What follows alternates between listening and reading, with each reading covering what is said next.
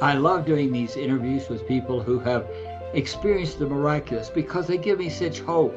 They give me a new definition of life, and I think they're going to do the same for you. They also tell us that there's not just one dimension, a physical dimension, but there's a transcendent dimension. And today, do I ever have a story for you?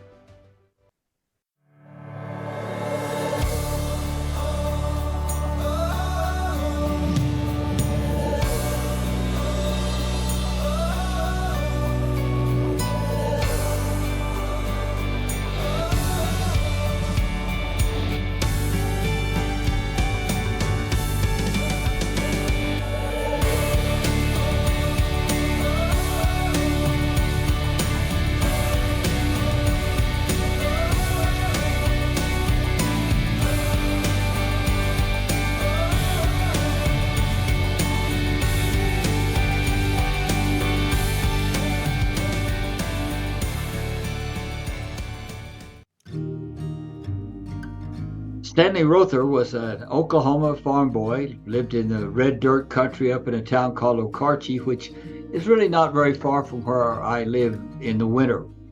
He was just an ordinary farm boy, good kid type guy working out there in the field, and everybody assumed he would be a farmer. But in his senior year of high school, Stanley Rother announced he'd been moved by the Christian story, and he wanted to become a clergyman. Went to seminary, went off to become a missionary in Guatemala. As a Roman Catholic priest, he started helping these people that were poor Indians, and he made a remarkable impact in that community. But at the same time, the Guatemalan government began to be suspicious because the church had such an impact on the Indians. And unfortunately, they went after his mission. He was told by his bishop here in the United States to come back. The word was that they were out to get him, and if he didn't leave the country, he would be killed. But Father Stanley Rother said, I believe in the Christian faith. I stand here by faith, and I will not leave. I will stand here because I am called to be with these people. In the middle of the night, two men broke in the rectory and shot Stanley Rother. He became officially a martyr in the Roman Catholic Church, called Blessed Stanley Rother.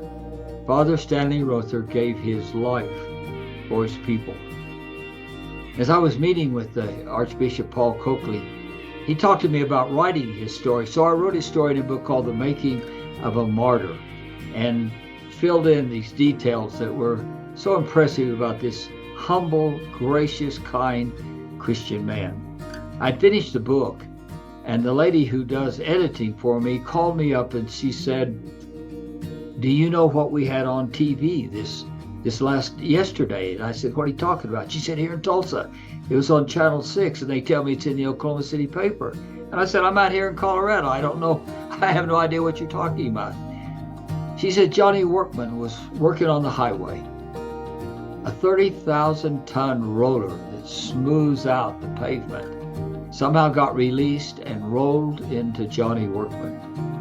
It broke 26 bones in his chest. Ambulance was called. They rushed him off to the hospital, and the doctor put him in intensive care with absolutely no hope that he would survive. But where was Johnny Workman? Johnny Workman suddenly realized he was laying on his back, and a man was extending his hand to help him stand up. And when he looked at the man, he somehow intuitively knew it was Blessed Stanley Rother. And Stanley said, come with me, and they started to walk. And Johnny Workman realized that there was another person who was now standing beside him, and he intuitively knew she was Mother Mary. And as they walked along, he just assumed they were walking into heaven. But Father Stanley Rother said, I want you to go back. I want you to tell your story. I want people to know what's happened. So we're sending you back to share this event. And the next thing Johnny Workman knew he was back in his body. He opened his eyes, and the doctor was stunned. He said, "My God, he's alive. He's alive." And Mr. Workman survived. That was on television. That was in the newspapers. And that's a miracle. I share that with you to help you remember that we don't live in just one dimension.